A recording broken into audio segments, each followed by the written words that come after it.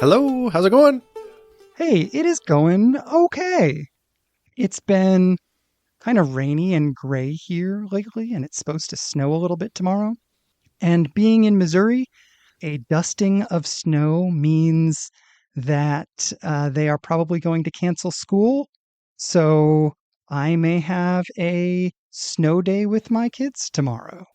Ah, well, so same thing happens in my neck of the woods, and I have to say, I am scheduled to preach this coming Sunday, and there's snow in the forecast for the weekend, and the church that I'm preaching at is like an hour away from here, and I have to go over a mountain pass to get there.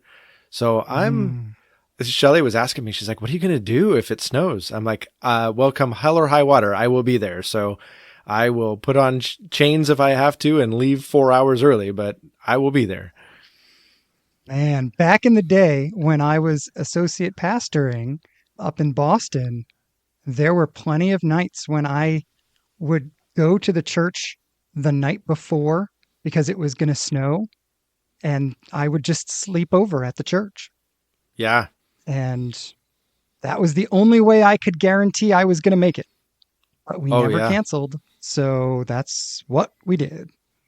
I've done that for work quite a bit because we cannot Mm. cancel. Like Yeah. 911 has to stay open. So, um, Yep. yeah, so I know that drill. That's a fun one. Uh, Well, how are you doing? I am pretty good. We're just settling into New Year's trends, right? Like my semester Hmm. starts today, so I'm looking forward to a new set of classes. And Nice. yeah, I'm getting ready to preach this weekend, and work is busy. I've been working out with my son. Ooh. Yeah. Oh my gosh. That kid is strong, and I am not. So I it's interesting. I can totally understand. I went rock climbing with my son last week. We're going to try to start doing this as a thing, and he demolished me. Oh no. Hey, it's funny. You mentioned on a prior episode that your son was going rock climbing with your daughter, and I'm actually curious to find out, how did that go? So my daughter, who has been horseback riding for several years, realized in doing rock climbing that she preferred horseback riding. So next Monday is her first time back to horseback riding, actually. And that's wonderful. What could be better than realizing, taking a break from something, trying something else out, and then realizing what you actually care about? Yeah. So it went great, but not for any of the reasons we expected. But it did open up a spot for there to be somebody else going to the rock climbing gym with my son. And so I said, hey, if you want to go, we'll go once a week. I would love to go with you. So that's going to be our thing for right now. Nice. Yeah, he'll rock climb and I'll pretend to rock climb and lay on the mats wheezing.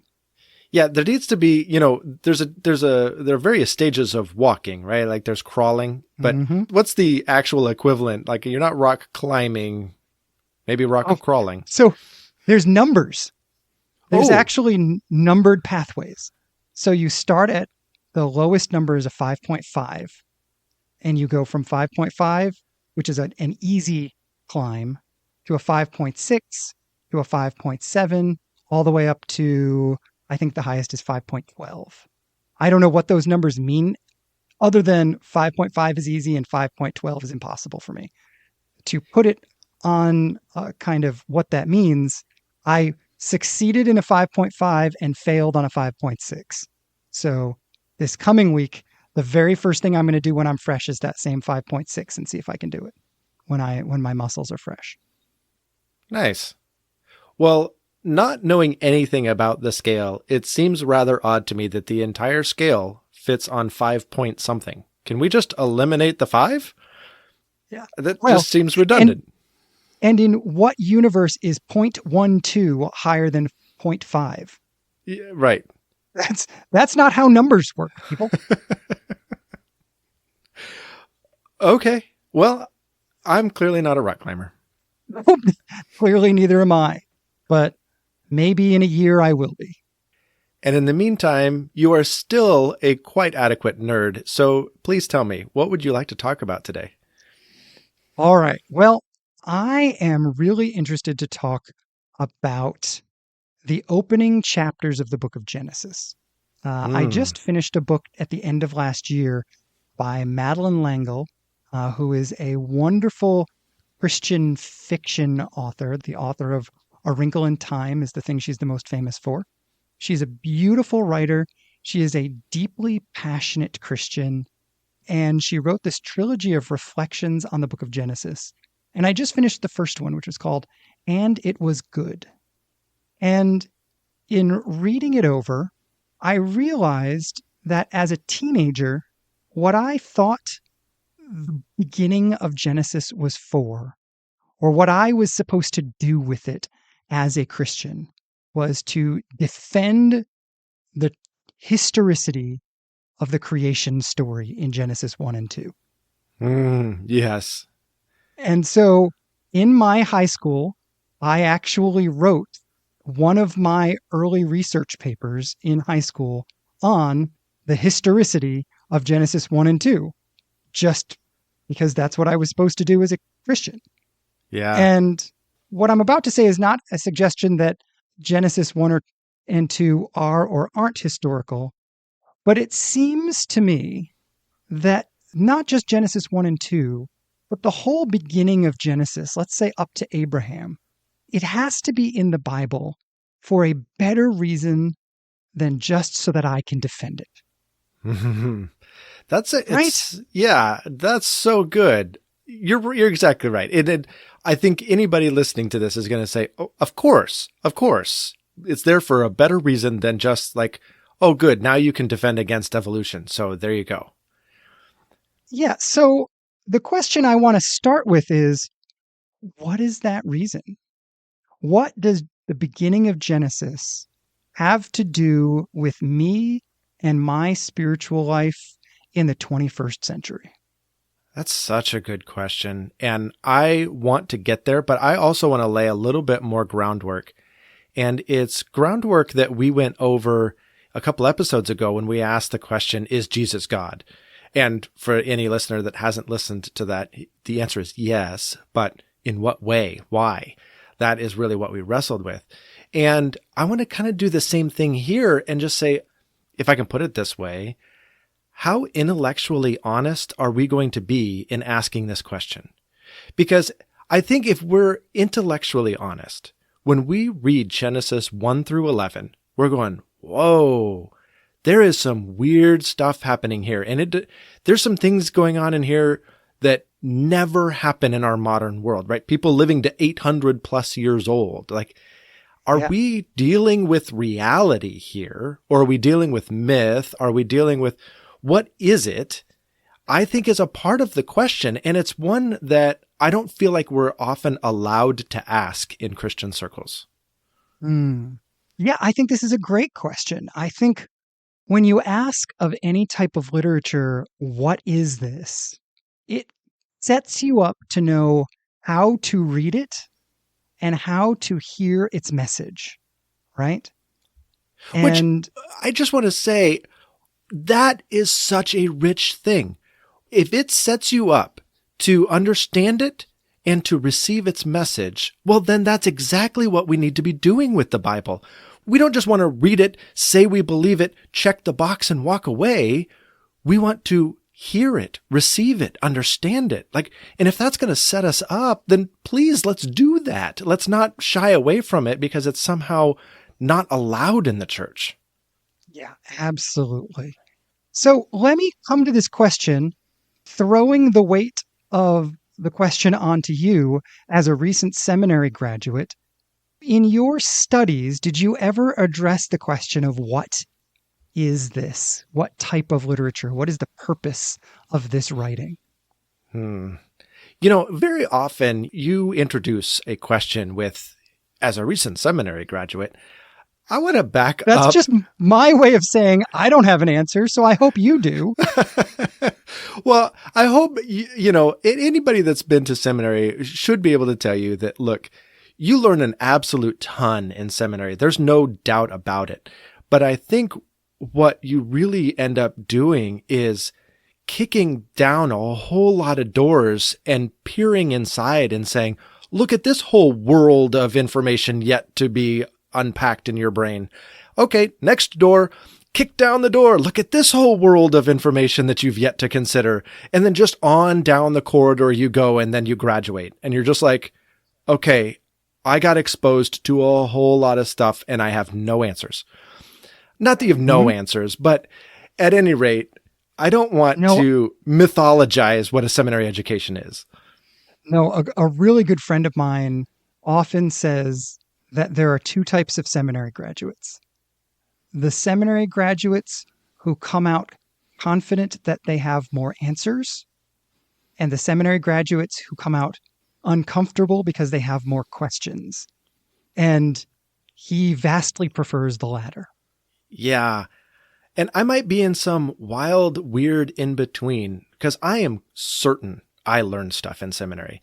And I learned things, and I am solid on what I learned, and I know that I know it. But I don't know if that would even be the bulk of my experience. I think the bulk of my experience was a bunch more questions. So I have more information and more questions than when I started.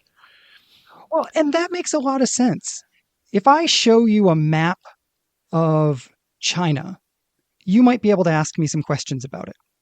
But if I give you a history lesson on China and tell you about the geography of a particular area of China and tell you all the local lore of that spot, you will know more and be able to ask better questions, right? Right. Yeah.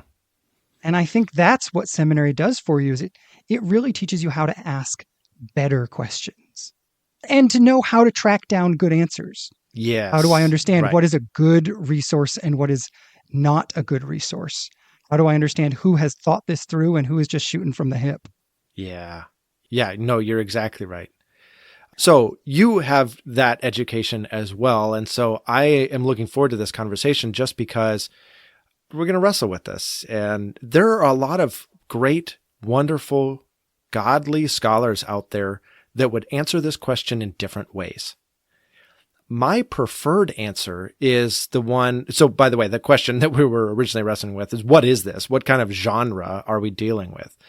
And the reality is Genesis 1 through 11 is almost a genre unto itself. There is nothing else in the rest of the Bible that quite resembles this genre. Now, I've also read some scholars that say, yeah, but there's still a lot of unifying details from 1 through 11 and 12 through 50. So it's not as though it is disjointed completely, but this 1 through 11, Gordon Wenham describes this as proto-history.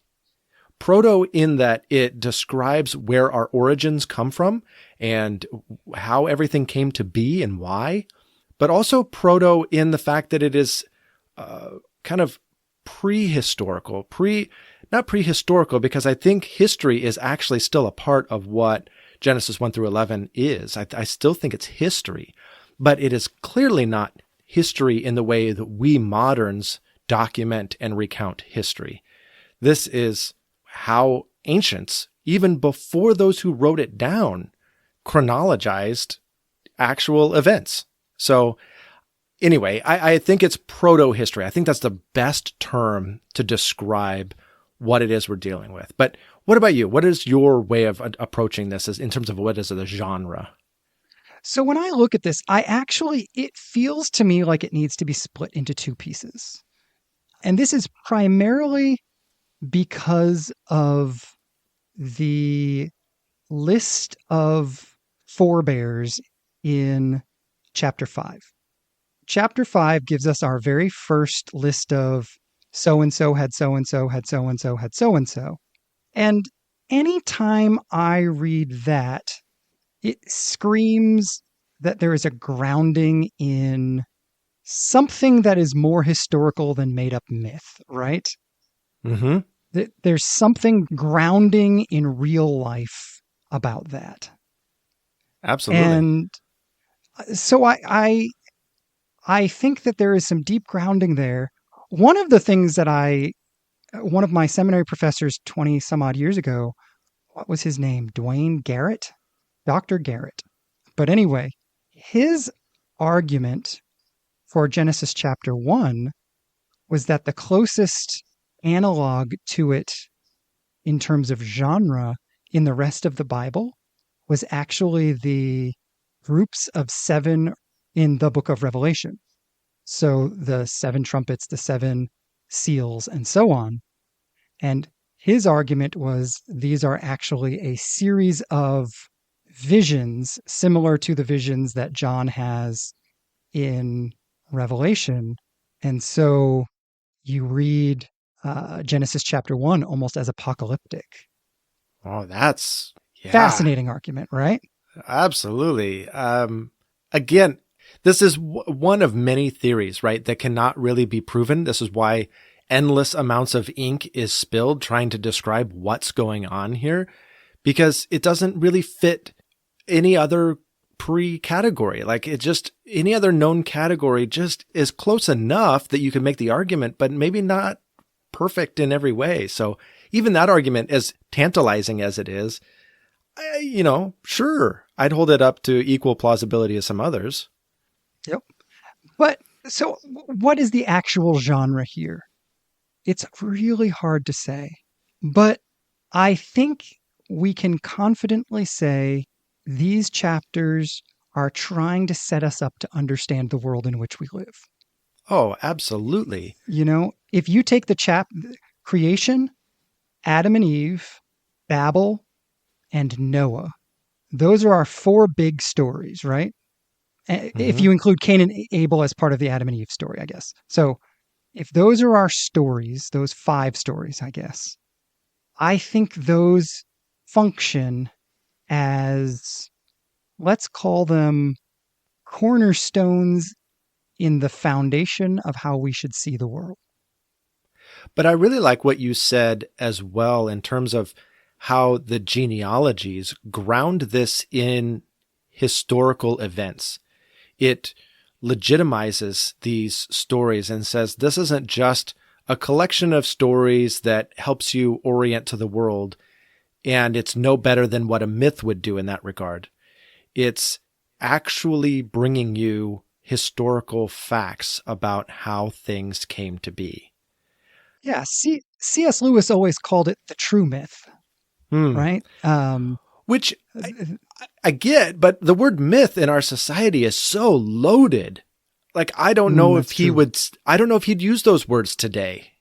Maybe he would, but I think he would, because he was trying to draw a parallel, not to what our contemporary listeners would understand, but what that word meant in earlier classical understanding. Which in classical was his understanding training. Yeah, that's his thing, right? And so myth means an explanation of why the world is what it is, and historical means actual fact. And so a historical myth is the one myth that actually happened. Yeah.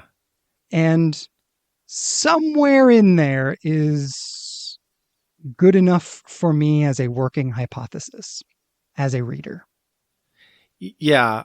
What really sunk in with me, particularly when my friend and I were translating the first 11 chapters of Genesis, as we worked through it, just line by line, moment by moment, what really stood out to me is that these are origin stories. And again, not like a myth is an origin story. Like you said, it's the myth that actually happened, or it's the origin story that actually tells the truth of what happened. But these are clearly origin stories, because even in the genealogies, right? These genealogies will dump out into some little historical nugget, and and then these people became all the people who, like, they became really skilled at making instruments, and these are the people that became really skilled in working with iron. And like, these people groups and their specialties really come to light, which sounds funny because, like, I think in a modern context, we could look at that and say, well, yeah, it's not like iron just originated with this people group over here and music originated with this people group over there. That seems a little too simplistic. But I think maybe a modern example of this is something that you and I experienced on our trip to Arizona.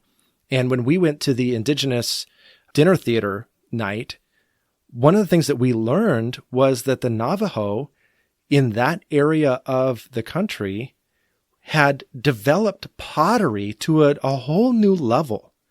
Really, because those were the things that were available to them in their natural environment. And if you want to learn about pottery, you go to the Navajo because they have perfected this. It's not like pottery originated with the Navajo, but seriously, they're the experts. And so I think the same thing can be found to be true in all of these origin stories that says, no, I do think some people groups really specialized in some things, really as a large part of their natural environment. Yeah, absolutely. I think the origin story idea is fascinating because there is a lot of this is how a wide range of things get started. Here's how the world itself gets started. Here's how families get started. Here's how sin gets started. Here's how music gets started. Here's how war gets started. Here's how languages gets started. All sorts of here's how fill in the blank gets started really captures a lot of what's going on in these chapters. So I think that Well, origin story idea is great. yeah. Well, and even if you turn the chapter, right, and you go on to chapter 12, this is how Israel started. Israel started with Abraham. And so I think one of the things that I find to be a unifying factor in all of the book of Genesis is this word toledot. And I'm stealing this from one of my professors, Dr. Hess. He argues that toledot is kind of this unifying factor throughout the whole book because toledot really just means kind of the generations of, or the origin of, or the, we might say the genesis of, right? These are the origin stories, and they all begin with toledot. These are the generations of Noah and on down the line. So you get these genealogies, but then you also get some of these historical events that took place in that prominent person, family, whatever. And he even says that accounts for some of the rhythm and ways of understanding Genesis 1. Because if we're going to talk about the origin stories of the earth, you can't use the toledot hook, because the toledot is so-and-so beget so-and-so, so-and-so beget so-and-so. And that's the exact thing that Israel was spouting against, saying, no, Yahweh initiated this. It's not as though the earth was birthed from the sun, or, Mother Earth delivered so-and-so. It's not, you can't do the generations in the same way. So you have to find a new rhythm, a new rhyme, a new way to present the story that has just as much flow and beat and progress without saying generations of. That's a great point. Well, and that bridges over for me to the practical why this matters to me as a Christian in the 21st century when you say it that way. The best way I can explain this is with another origin story. So, J.R.R. Tolkien, the author of The Lord of the Rings, wanted to write an origin story of The Lord of the Rings. And so he wrote what ultimately became the Silmarillion. And the first time I read the Silmarillion, it starts off with the God character creating the world. And then you zoom in a little bit to the created order, and the gods are operating on this sort of gigantic timeline. And everything happens very, very slowly. And then you zoom in a little bit more, and you zoom in a little bit more.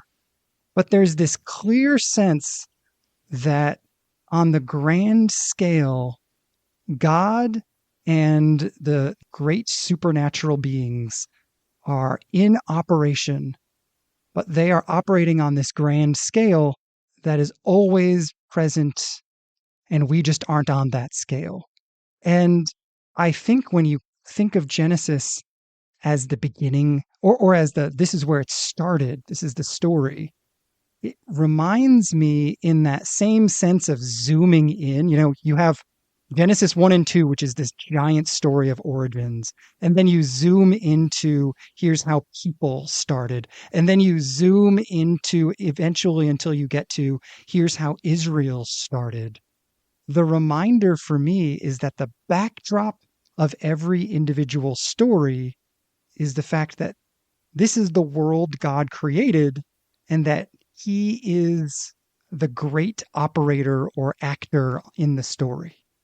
Yeah, I like that you're talking about this zooming in, zooming out idea and thinking about this on the grand scale. And I think one of the grand scale elements that come to light for me is just how foreign these chapters really are to our experience. I mentioned before, like the people living to 800 plus years old, at least antediluvian, right, before the flood, that people were living this long. And I think this is, again, recognizing our modern understanding of who God is and how he has revealed himself to be behaving in this point in time does not define him for all times. And his relationship to the earth as it stands today does not define him for all times. And so if he could create even some odd mixture of semi-divine, semi-human beings that Genesis seems to allude to, or he could allow humanity to live for 800 plus years old, or whatever, prior to the flood, that doesn't lock him in and say, well, that's how he has to behave after the flood, or that's how he has to behave today. And so I guess what I appreciate about what you're talking about, the zoom in, zoom out, I want to zoom really far out, even beyond some of my expectations, if it's possible to do that, and recognize the fact that these expose me to a world that is foreign and yet is very familiar to God. This is how he chose to interact. This is how he chose to make it. This is how he chose to put the pieces together. And even if it's not common to me, that doesn't matter. Yeah, no, absolutely. And, one of the things I jotted down, and it hits on, I think, this same point of foreignness, is the fact that we have this way of seeing the world that's often been described as sort of a two-tier way of seeing the world, with level 1 being the natural world and level 2 being the supernatural world. And we live in level 1. And even as Christians, I think we operate in that way of thinking far more than we mean to or want to. And Genesis, for me, really messes with that way of thinking. It hurts my brain because I have assumptions that don't allow for some of the things to happen. Right. Can and would God rain fire down on a city? Can and would people, rational, wise, intelligent people, think they could build a tower up to heaven? Can angels and women have offspring? Yeah. Can God show up as 3 separate individual people? Yeah. This whole thing reminds me, yesterday I was teaching Sunday school to 4th, 5th, and 6th graders. And we did this. I billed it as a science experiment. I very clearly oversold that. So what we did was we took just a couple of different measuring cups and some water. And I took a cup of water, poured it into the big measuring cup and said, okay, how much water do I have in here? Okay, we have a cup. Well, what if I add another cup? Like, how much would we have then? They're all like, oh my gosh, 2 cups. 1 + 1 is 2. This is not hard. And then I'm like, okay, well, what if I dumped 1 cup back out? But then you'd have 1 cup. I mean, come on. How dumb do you think we are? We are in 4th, 5th, and 6th grade. I'm like, okay, well, great. We did all that. We proved you right. Now let's change to oil. So we pour the oil in and we do the whole, song and dance over again. And by the end of it, they're like, oh my gosh, this is too easy. And I go, okay, well, it's easy. You all are very confident in yourselves. What if I could show you a time when taking 2 cups of oil and pouring a cup out meant you still had 2 cups? Right. And then we go back to the story of Elijah and the widow and how, she never ran out of flour and she never ran out of oil until the rains came and the famine was over.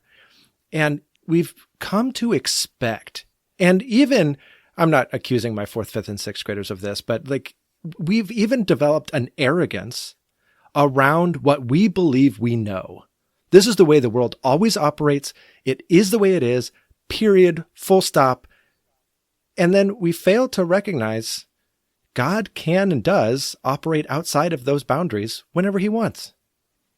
Well, and this is, can I pick on your language there a little bit? Sure.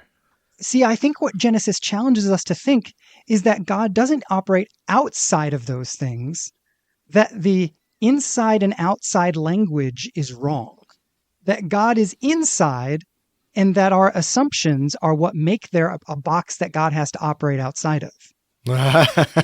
Our assumptions are the box, not that God was ever in it or out of it. Right. Yeah. And so, am I suggesting that, if I put 2 cups of water together and then pour one out and do that all 500 times, I might get different answers? Well, I think the correct answer is, it's definitely possible. God can do whatever he wants.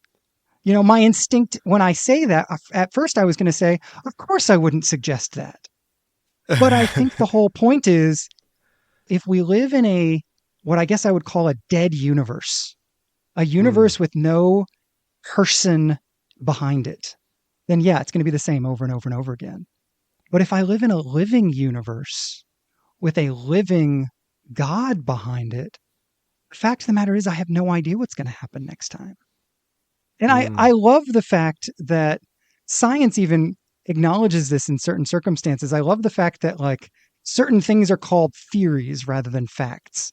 Sure. Because even though they've been true in every circumstance that's ever been checked, it's still unprovable that they'll always be true. And so it's still just a theory. There's a deep humility in that. And I think we don't live as lay science people in a naturalistic world. We don't live that way, right? We live believing in our boxes more than God. Or believing that God is on the other side of our boxes, maybe. Right. Or wholly contained within them is probably how I'd phrase it. Yeah, absolutely. Because it's even, one of the things I thought was fascinating in telling the story of Cain and Abel, Madeline L'Engle argues that a loving God only brings judgment for redemptive purposes. And I always have a hard time with that because it's hard for me to see the redemptive purpose of Sodom and Gomorrah. I don't think that was redemptive. I think that was just justice. That was God setting the balance straight. And thousands or hundreds or let's say hundreds of people die. There's no redemption there. But we want there to always be a redemptive vibe because that's what we think justice should be, right? In our modern way of thinking, we want to rehabilitate. And so we always focus on, is this rehabilitative? And I'm not sure that God is always asking that question. Sometimes there's just consequences. And I pose that not to make an argument about the purpose of justice in this situation. We could have that conversation later if you want. But my point is, I think that the stories about origins here, however we think about the world, I think they are going to challenge us to think differently. And that we should be inviting them to challenge us to think differently, not to confirm our own pre-existing biases.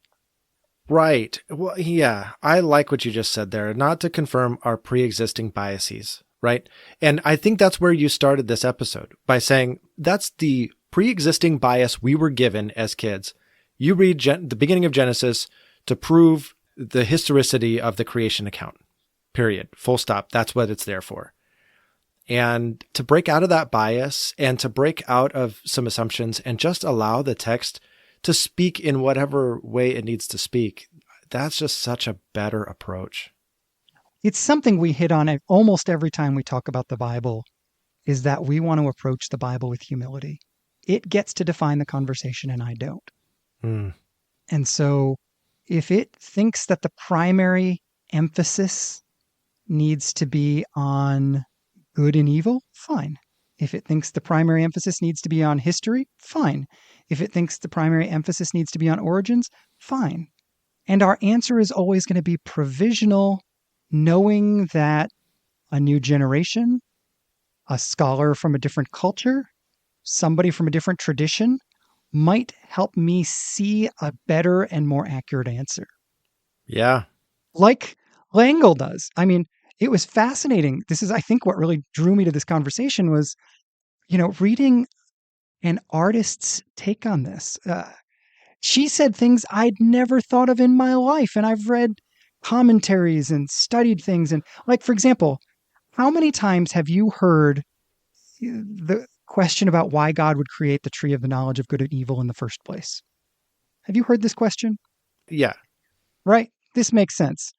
If the only function of it is to be a temptation, why make it in the first place? Great question. I've asked that question. My kids have asked that question. I've never gotten a satisfactory answer until I read an artist's reading of that story. And her reading of that story is, of course it was forbidden. For now, there's nothing in the story that says it was going to be forbidden forever. We just weren't mature enough to get there yet. We weren't ready for that tree. And whether that is accurate or not, I think it hits that point that you were saying earlier. There's a lot we don't know, and we got to just be real careful in our reading and to note our assumptions. I love that it was the perspective of an artist that helped reshape the whole question for you. That is so awesome. And honestly, if I can, I want to use that as a bridge and just start asking the audience, what is it that you see in Genesis 1 through 11? Because we've heard from a lot of theologians personally on this topic, but we haven't heard from a lot of artists. We haven't heard from a lot of plumbers, teachers, stay-at-home moms, receptionists, mail carriers. Whatever it is that is your profession, how does Genesis 1 through 11 strike you? What has God taught you through these passages? I think that rounds the conversation out in ways that we desperately need. I totally agree. I love how seeing the Bible through someone else's eyes clarifies what God is trying to say for me. It's why reading the Bible in community is so important. We refine each other. So yes, please let us know and have a conversation about this with somebody that you know. Share this episode of our podcast with them. Set up a time to have lunch or coffee or talk on the phone or whatever. Find somebody this week and ask them, what do you see when you read Genesis 1 through 11? That'll be a fascinating conversation. Right? Yeah. I would love to know what somebody else says. I would love to hear what an Orthodox Jew sees, what somebody who's walked away from the faith sees, what someone who's never read it before sees the first time they read it. Like, that would be so interesting to me. Yeah, absolutely. All right. Well, until we can hear from our audience, I want to turn it back to you, Josh from Missouri, and I want to find out, beyond Genesis 1 through 11, what else have you been thinking about? I have still been thinking about our conversation from, I think it was last week, about Jesus being God.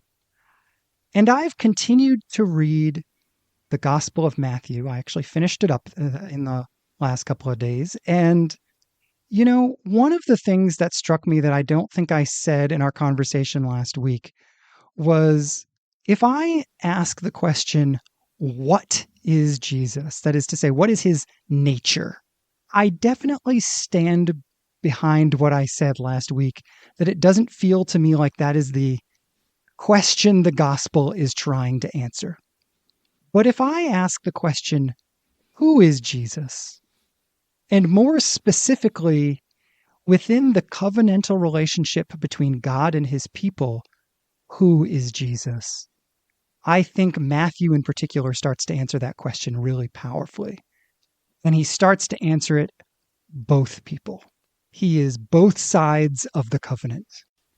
He is the creator who is in complete control of all of creation. And he is the one good man, person, Jew, covenant partner that God has that fully can fulfill the covenant once and for all people. And that shift from what is Jesus in nature to who is Jesus in the context of the covenant just really hit me a lot as I continued reading Matthew this week. So that's my thought. Boy, that's back to asking good questions, right? Mm-hmm. And allowing the text itself to shape the questions you should be asking, or teaching you what questions is the text even trying to answer. So I love this dance. Yes, that's exactly it. It's a dance. I was just going to try to say something, but I wasn't going to say it nearly as well. Finding the right questions and finding the right answers is this ongoing lifelong dance with the Bible for me. Mm-hmm. But what about you? What have you been thinking about?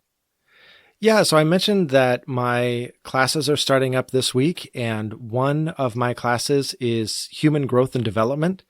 And earlier this morning, I watched a video that talked about the importance of movement and how movement is important when the baby is still in utero, and how movement is important to a developing infant, and how movement is important to a developing child.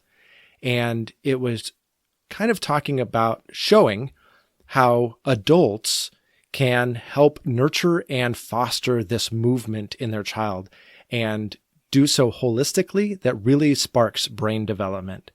And all throughout the entire thing, you see really good attunement from these adults to these children, and watching how these children thrived, not only with the attunement of the caregiver, but also with the movement that they were sharing, whether that was a mother bonding with a child skin to skin while nursing, all the way to like a dance class and everybody moving together and exploring how they feel through, okay, you're feeling happy. Can you show me what shape that has?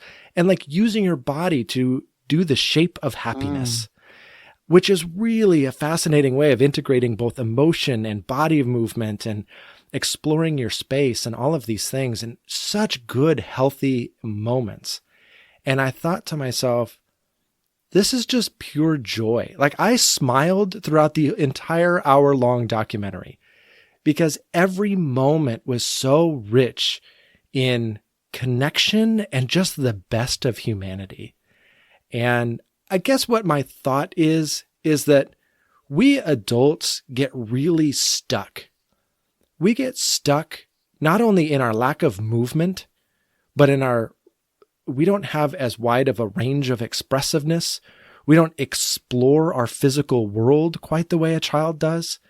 And to just be in the presence of a child and to attune to that child and step into their world and be silly and move our bodies to explore the world is so rich, and it really helps us adults remember who we really are. We're not just these automatons that go to work and pay bills and tell their teenagers to be home by curfew and all of these things.